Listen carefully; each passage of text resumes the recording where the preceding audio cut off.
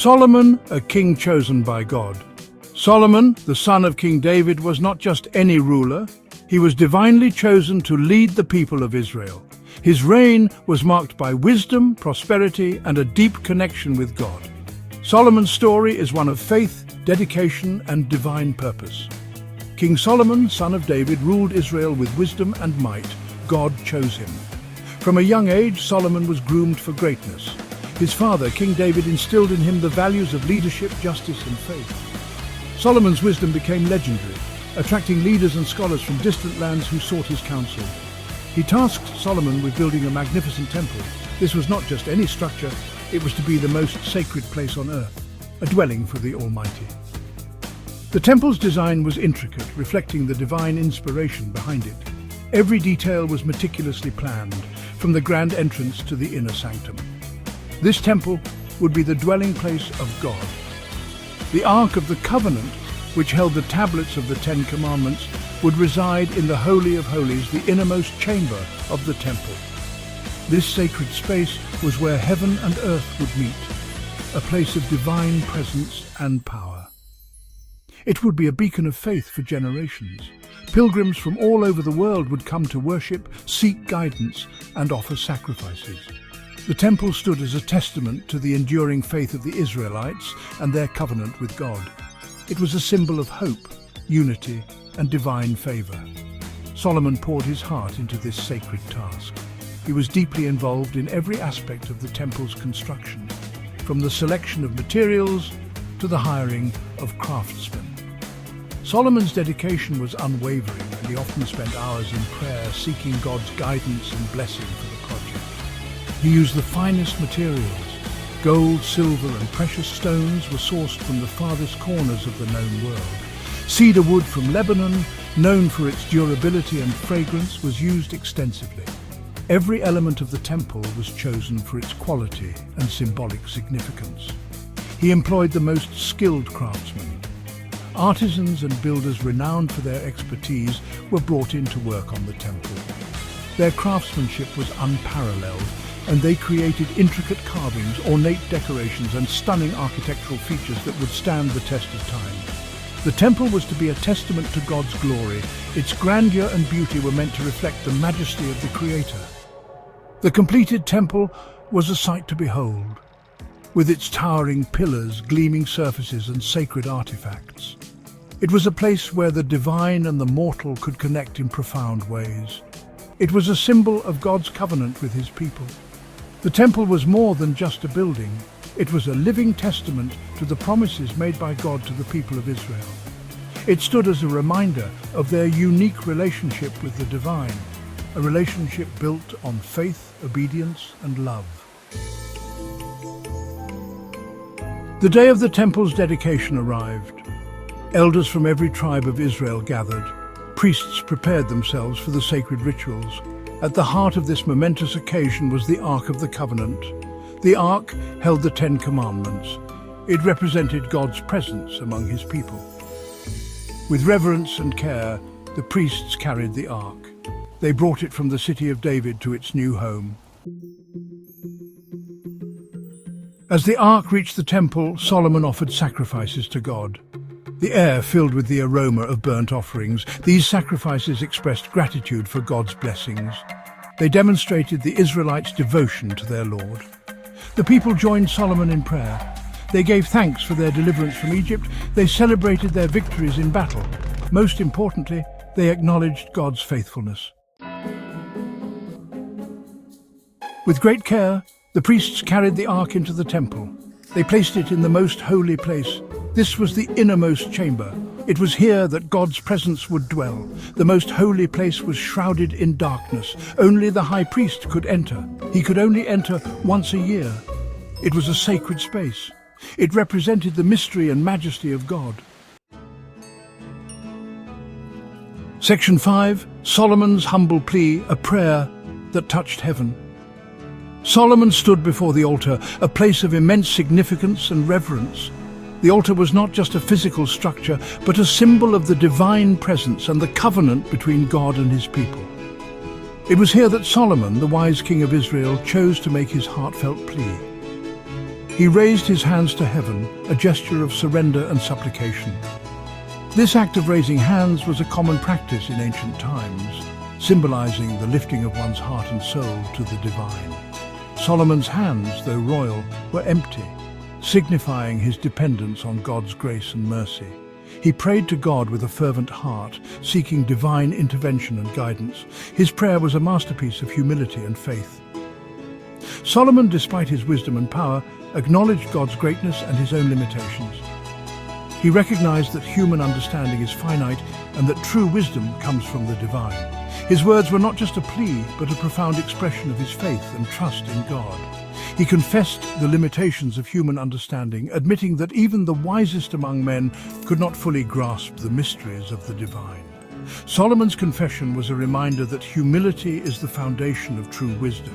He understood that acknowledging one's limitations is the first step towards seeking divine guidance and enlightenment. Solomon asked for God's blessing upon the temple, a sacred place dedicated to worship and communion with the divine. He prayed that the temple would be a place where God's presence would dwell, where prayers would be heard, and where blessings would be bestowed upon the people. His request was not just for the physical structure, but for the spiritual well-being of the entire nation.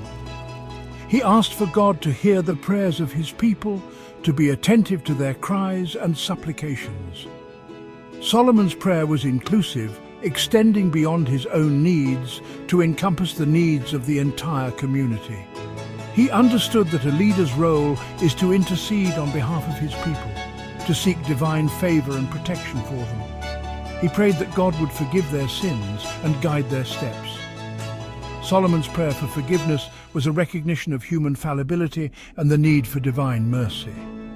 He sought not only pardon for past transgressions, but also guidance for the future. His prayer was a testament to his deep faith and his desire for his people to walk in righteousness and truth.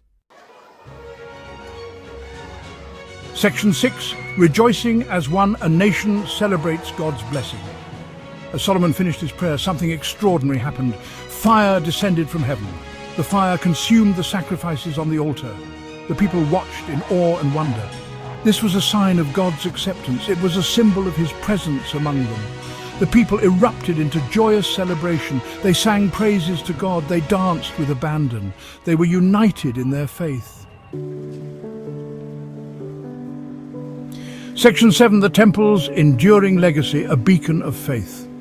The dedication of the temple was a pivotal moment in Israel's history. It was a grand event filled with rituals and ceremonies that brought the community together.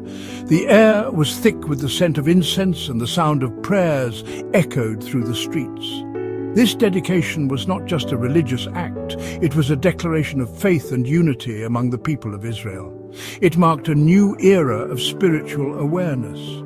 The temple became the heart of religious life, a place where people could connect with the divine. It was a sanctuary where the sacred and the mundane met, and where the spiritual needs of the community were met.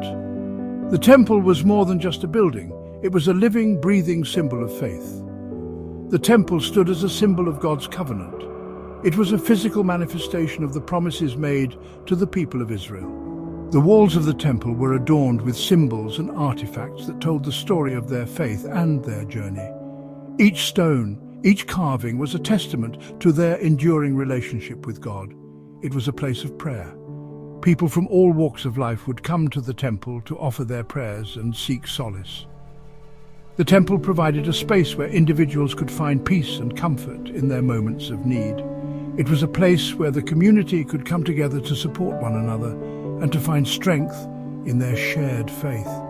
It was a place of sacrifice. The altar was the focal point of many rituals where offerings were made to honor God. These sacrifices were acts of devotion and gratitude, a way for the people to show their reverence and commitment. The temple rituals were deeply ingrained in the daily lives of the Israelites, shaping their culture and their identity. It was a place of worship. The temple was the center of religious life, where festivals and holy days were celebrated with great fervor.